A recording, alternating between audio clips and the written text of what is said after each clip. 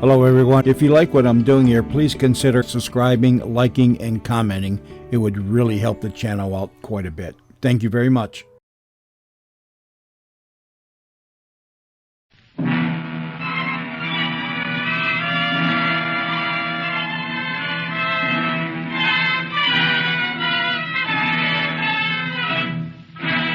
Shenley Laboratories presents The Doctor Fights, starring Gregory Peck in a thrilling true story of a doctor in World War II. The Doctor Fights, starring Gregory Peck.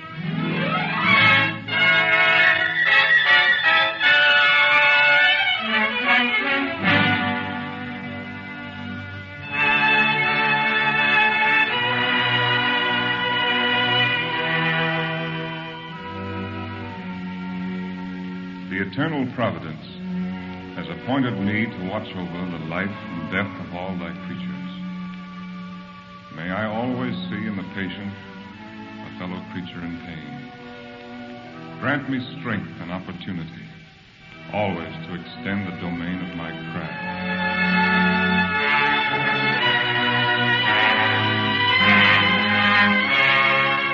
This is the prayer of every doctor. It is ages old, and yet today it is as new as the victory which is ours. This is a doctor at war.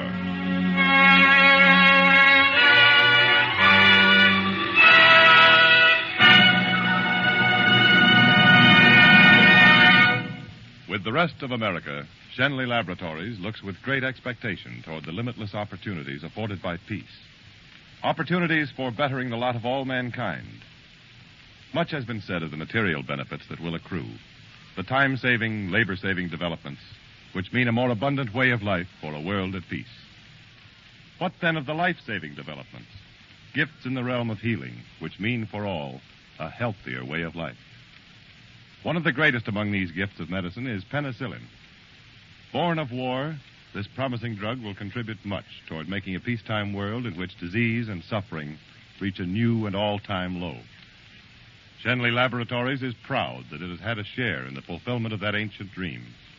Physical well-being for humanity everywhere.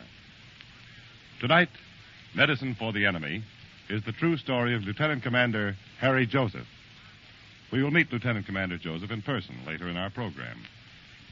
And now, Shenley Laboratories presents The Doctor Fights, starring Gregory Peck.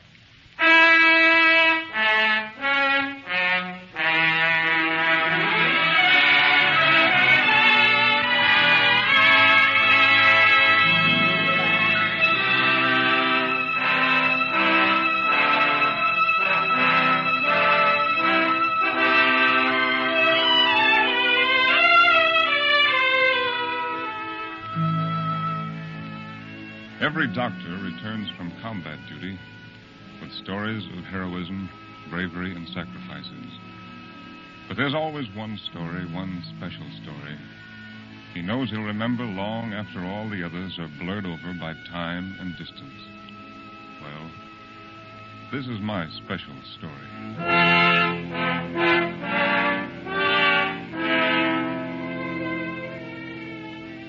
Now, this is no tale of great heroism or bravery. It has much to do with these battle stars and ribbons I collected during my year and a half of sea duty. And yet, funny enough, it has to do with meeting the enemy. Meeting him on an obsolete destroyer in the middle of the North Atlantic. Meeting him face to face. And I like to think, defeating him.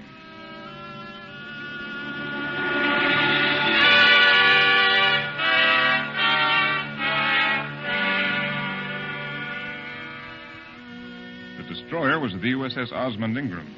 It was a 20-year-old four-stacker on submarine duty. I was its medical officer.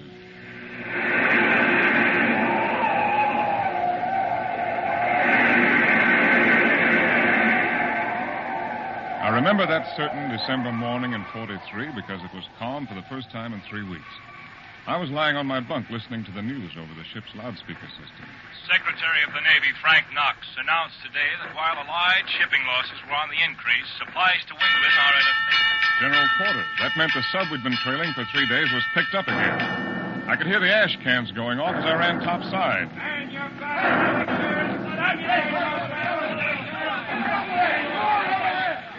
What's the word, Taylor? This may be it, Doctor. This time I think we got that crowd pinned down there under us. No oil coming up yet. Just the same, this time I think we got him. Wait a minute, Taylor. Look over there. Starboard. Subsurface. It's a big one. We better get them crowds before they get us.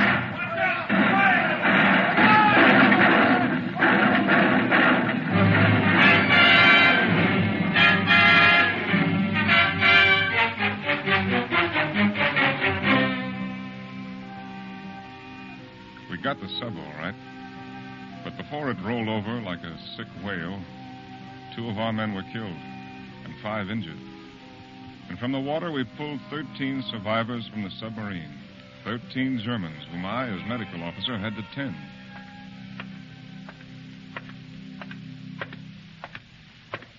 All of them in there, Emerson? Yes, Doctor. I'll unlock the hatch, and I'll have a look at the master race. Yes, sir. Doctor, is it true about Dick Daniels and Fred Matthews? I'm afraid it is. And now you're going in there to help those Germans. It's a funny war. Yeah, it's that all right. Don't forget, Doctor. I'm right out here with this Tommy gun. If there's any trouble in there... I'll be the first to let you know. Which one of you is the commanding officer? I'm the commander, Captain Kurt Reicher. Instruct your men to get to their feet when an American officer comes in here. I will instruct them, Captain. No, I'm not the captain. I'm the medical officer on this ship. What are you holding your eyes for? Because they burn, and I'm not able to see. I've been blinded. Oh, let me have a look. That, I'm sure, will be of great help. Well, my advice to you, Commander, is to shut up. Here, let me see your eyes. Uh-huh. Well, they're burned all right. Acid. A brilliant diagnosis, Herr Leutnant. I'm going to put on some medication and a bandage. Leave it on. I'm quite resigned to my blindness, Herr Leutnant. I was prepared to give more than my sight for the Führer. Well, you have my permission to take off the bandage any time you want, Commander. Now, what about the rest of your men? Steiner. Jawohl, Herr Kapitän. Steiner, we are honored by the presence of the medical officer. Show him our wounded. Jawohl, Herr Kapitän. Our casualties are minor except for Eckhart. His leg is not good. Where is he? Over here, Herr Leutnant. He was hit in the ankle. Uh-huh. So I see. How's it feel? Doesn't he understand? Yeah, he understands. Well, then have him answer me. Answer the Lieutenant. You are a non-Aryan, are you not? That's right. I will not be handled by a non-Aryan. Well, I'm taking care of your foot regardless of how you want to be handled. I don't think there's much chance of saving it, but I'm going to try. I'll give you a shot of morphine to ease the pain. It is good to bear pain. I want no morphine. Hold his arm. I said hold his arm.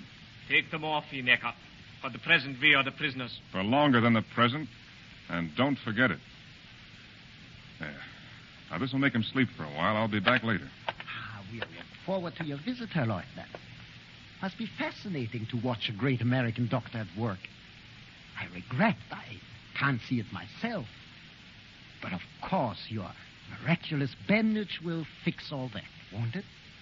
The first time since I've been a doctor, Commander. I'm not sure I care.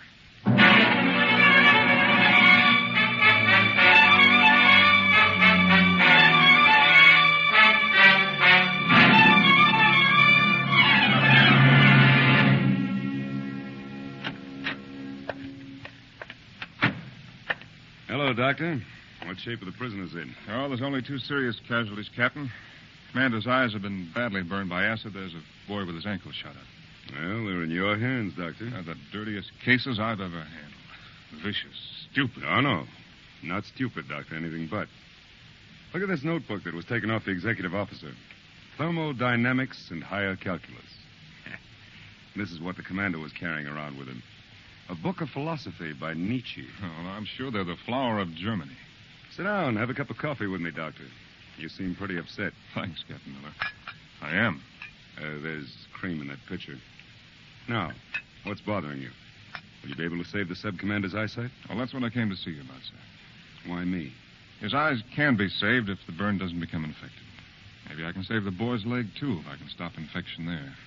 But Both cases call for penicillin. I've only got 3 ampules left. So?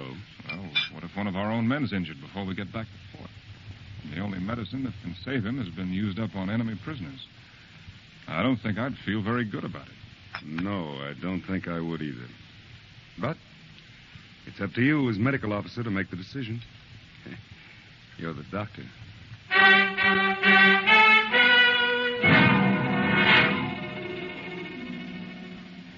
I was the doctor. There could only be one decision.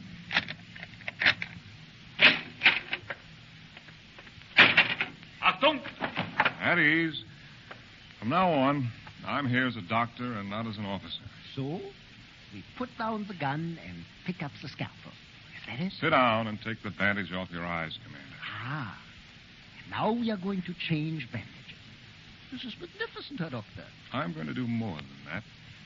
I'm going to give you back your eyesight. I'm no child, Doctor. I've seen submarine men who have been burned by the acid from the batteries. They are blind. Only because infection set in and it wasn't stopped. But you, of course, have discovered a way to stop such infection. You should share your secret with the world, Herr Leutnant. No, it's no secret. It's a drug called penicillin. One of the greatest discoveries in the history of medicine. I'm not that naive, Herr Leutnant. If there is such a drug, Germany would have it. Oh, you're taking your first injection of penicillin right now, Commander. Very well. I did not expect to find such humor in blindness. Don't you know that Germany leads the world in medical science? Or do they keep such facts from you in your land of supposed free speech? Isn't it possible that facts have been kept from you? I would say quite the opposite was the case. Tell me, Doctor, you plan to use this magic drug on Eckhart with the bad leg? Well, that leg isn't ready to be operated on yet. When I do, I'll use the penicillin then. We haven't got too much of it. You're lucky to get it. America, the land of plenty. Without enough magic. Without a lot of things now, eh? Without food enough for it. Land of famine is it now, nicht wahr? You see, we in Germany are given plenty of facts about your America. So we will know how best to administrate when we take over. Do you honestly believe that's going to happen? Naturally. America's soft. Already New York is in ruins from our bombers. No, that's news to me, Commander. It's news to you, because the American Navy is routed to other ports since the New York harbor is filled with sunken ships. Our German intelligence is very complete. Uh-huh. Well, what does the German intelligence have to say about Russia, Commander? Well, we are probably much further now, but according to the last German broadcast I heard, we are 3,000 miles inside Russia, all the way to Kiev. Is that not correct, Steiner? That is correct, Herr Kapitän. 3,000 miles, huh? Well, that's an interesting figure. Oh, I can give you many interesting figures, Herr Leutnant, all of which add up to America's defeat. This so-called democracy is for weaklings, and weaklings can't exist in this world today.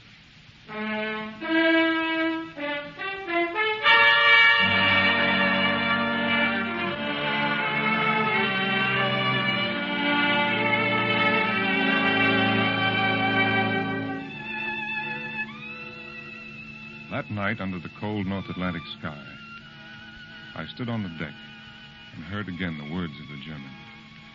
The words he spoke for the 12 men with him, for all of Germany. Words which were the true sound of this war.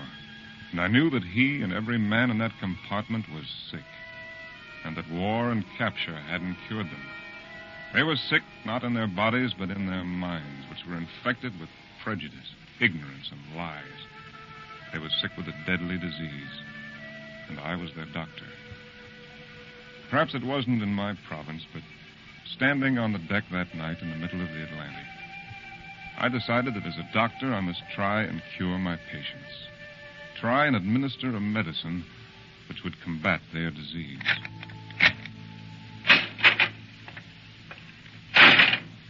Good morning, Commander. The medical officer.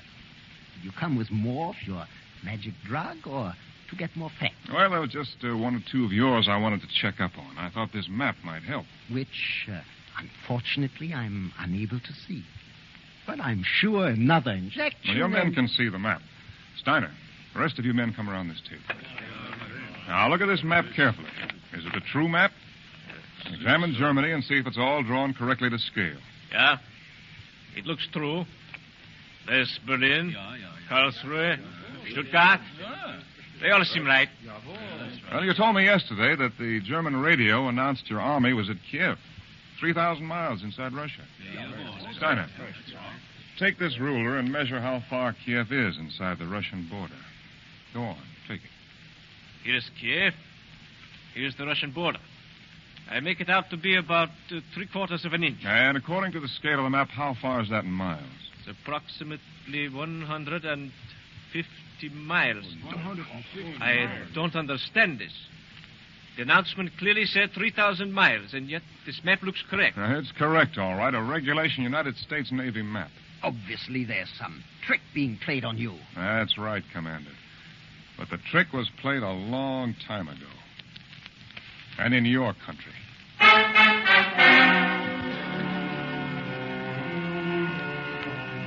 That was the first dose of the medicine, their first doubt. But in diseases of this type, the dosage has to be constant and in various forms, adapted to the special needs of the patient.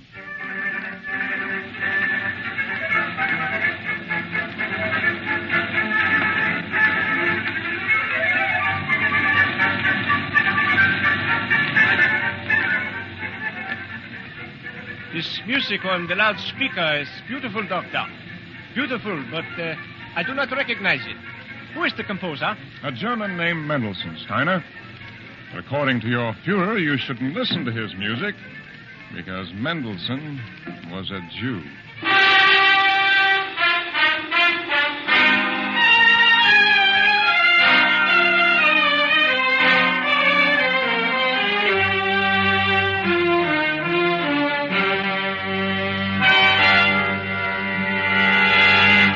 You men are wrong. Hitler doesn't believe in telling the truth. Lieutenant, I will watch my words. Even though we are prisoners, you have no Now, right... calm down, Steiner. Listen to this paragraph from Mein Kampf, written by Herr Hitler himself. The function of propaganda is not to weigh and ponder the rights of different people. Its task is not to make an objective study of the truth and then set it before the masses with academic fairness. Its task is to serve our own right, always and unflinchingly. Now, you get the general idea? You know, the more I talk to you men, the more I'm afraid your information is pretty shaky.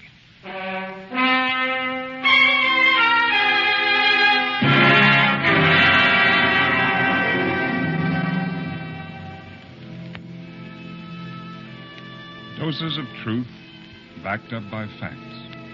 That was the treatment used in combating the disease. And slowly, as we headed toward America, it began to take effect.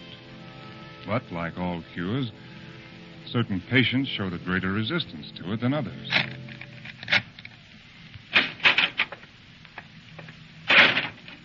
Lieutenant, you brought the newspaper with the pictures of New York City in it? Here it is, Steiner. That skyline doesn't look very bombed out to me. No, it does not. I'll show it to the rest of the men. Ask them if any one of them has ever seen a picture of New York bombed. Steiner, Ja, Captain. just a moment.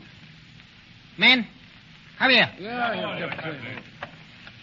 Now, I've heard our learned medical officer make fools and traitors of you this past week. But I intend to hear no more. Has it not occurred to any of you, for instance, that it is very easy for a newspaper to publish a picture which is a year old or 50 years old? Captain, we only meant What that... you meant is a matter of indifference to me. It was easy to see what the lieutenant was up to from the first day. He tried to convince me America had a great magic drug which Germany was too stupid to have discovered. The lieutenant is always talking about facts. All right, I'll give him a few. I am still blind. And Eckhart there on the bed will lose his foot as sure as there's water in the ocean. Now, this is one lie the lieutenant will have a very difficult time disproving. Well, what do you say we wait and see the results, Commander? I'm operating on Eckhart tonight.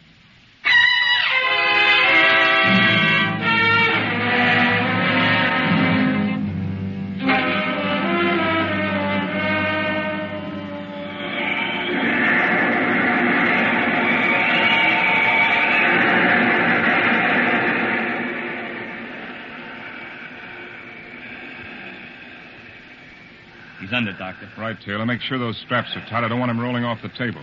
Doctor, look, can't you put off the operation till we ride out this storm? You can hardly stand on your feet. You see, now you got to scrub again. Get some more straps and strap me to the stanchion. But, Doctor... That's an order, Taylor. Sure, Doctor. Here goes. One around your waist. Tighter. Right, Doctor. Another around your knee should keep you steady. Now, get me the scrubbing bowl. We're operating as scheduled.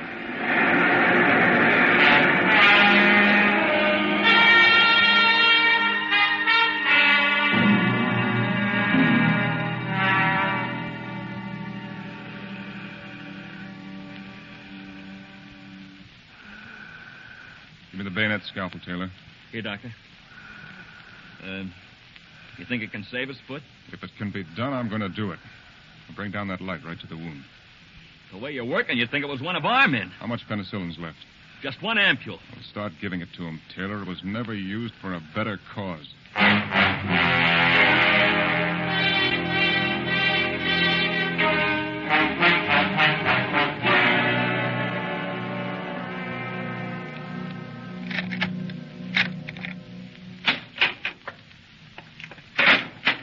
Good morning. Good morning. How do you feel, Eckhart? Any pain in the foot today? No. Every day there is less, Doctor. Good. I think the time's about here to take off that bandage. Steiner and you men like to watch this? We are most interested, Herr Lieutenant. I'll bet you are. Well, here goes.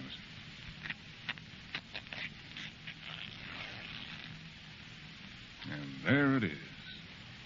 It looks as if there had been no wound at all. You'll be walking on it within a month, Eckhart. I am grateful, Doctor. Jawohl.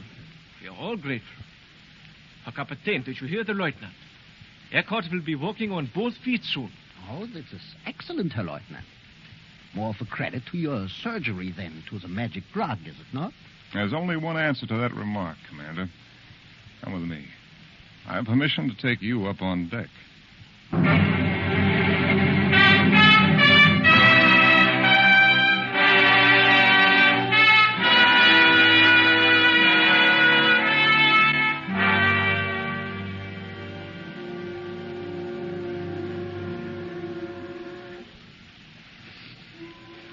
The air somehow smells different, Herr Lieutenant. Oh, we're no longer at sea, Commander. I wanted your first sight to be a good one when the bandage comes off your eyes.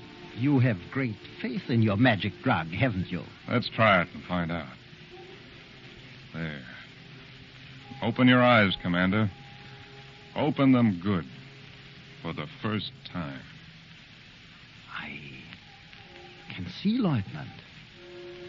Just as you said. I can see. I did not think that I would ever again. I owe you a... Nothing, Commander. Now, turn towards shore and get a good look at the New York skyline. New York? Yes.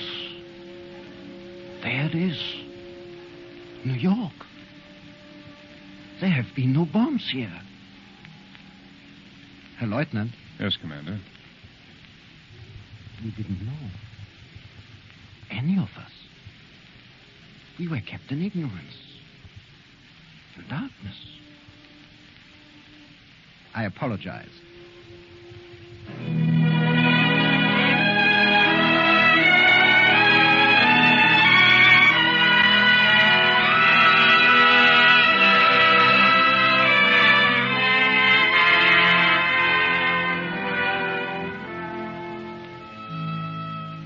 In treating a disease for the first time, a doctor never knows how effective his cure will be, or how long it will last.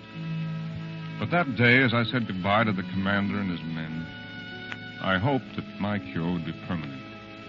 And even more than that, I hoped that when they returned to their defeated homeland, they themselves might carry on the work of combating the disease in the minds of their countrymen which once had infected them.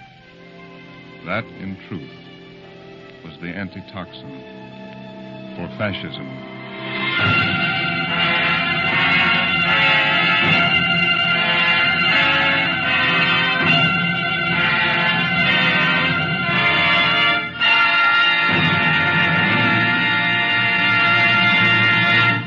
Shenley Laboratories take you now to New York to meet Dr. Harry Joseph, the physician I've had the honor to portray this evening. Dr. Joseph, medical officer of the destroyer USS Osmond Ingram, is now on the psychiatric service at St. Albans Naval Hospital, Long Island. He will be interviewed by Anthony Marvin. Dr. Joseph, do you really feel those Nazi prisoners were changed? Or do you think they'll go back quickly to their old beliefs? Well, they've had those beliefs a long time. But I do think their experience made a pretty strong impression on them. I see. These boys were the cream of the crop, but they had been taught nothing other than their immediate specialty. Well, you mean that from childhood these particular men had been trained for submarine warfare exclusively? Yes, they could do the most intricate calculus, but they were ignorant beyond belief on other things. For instance, they told me Canada was a small city in the United States. Imagine that. And yet they could all speak fairly good English. No, they couldn't. For the program tonight, of course, we had to have them speaking English. But actually, none of them knew a word of it. And I was the only officer aboard who spoke German. Well, did you have any disciplinary problems at any time? Indeed not. We made them understand we would have no nonsense. Mm-hmm. They wouldn't think of speaking without first getting permission. The Nazis were amazed when our enlisted men talked to us whenever they wanted to. Well, I suppose the good food was a great surprise to them, too. They couldn't get over the meals we served them. They were so unaccustomed to fresh bread, it made them ill. They used to let it get stale before they ate it. Well, how did you feel, Dr. Joseph, knowing you were apt to run into another sub any minute? Run into one? We were out looking for them. Oh. We knew there were as many as 8 or 10 under us at one time. Well, I wouldn't have cared for that, loaded as you were with explosives. That's right. If we had rammed that sub, we would have been blown to kingdom come. But at that moment, it seemed worth it. Later, when I was peeling the clothes off one of the burned survivors, we found their logbook with a list of the 20 big vessels it had sunk. Well, getting that one was certainly a good day's work. But tell me, Dr. Joseph, what do you plan to do now? Right now, I want to go on with the psychiatric work I'm doing out at St. Albans. Most of the men we call shell shock after the last war can be rehabilitated. Well, I understand you use hypnotism and sodium pentothal with remarkable results. Yes, we found hypnotism and sodium pentothal very effective in many cases. It makes the men relax and talk freely about the experiences that are bothering them. But you understand, these are not a cure. They are a valuable adjunct in treating mental illness. Modern medicine. It gets more wonderful all the time. And thank you so much, Dr. Joseph, for permitting us to tell your story, and even more for all you're doing to help men regain a happy, normal life. Shenley Laboratories returns you now to Gregory Peck in Hollywood. This is Gregory Peck again in Hollywood, adding our sincere thanks to you, Dr. Joseph.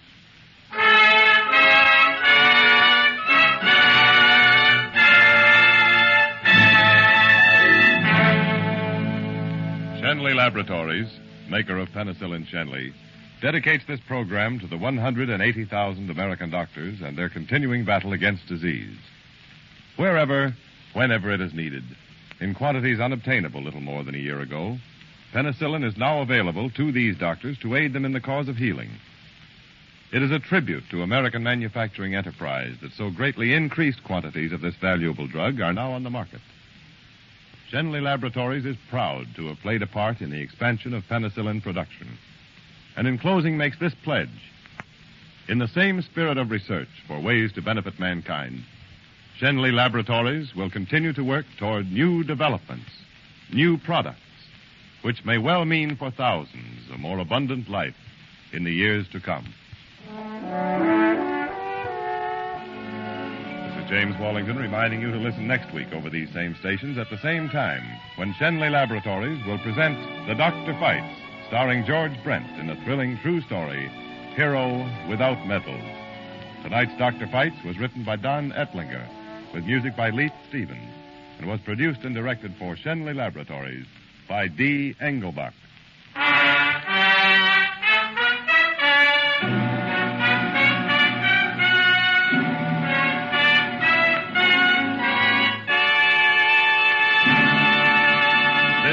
CBS, the Columbia Broadcasting System.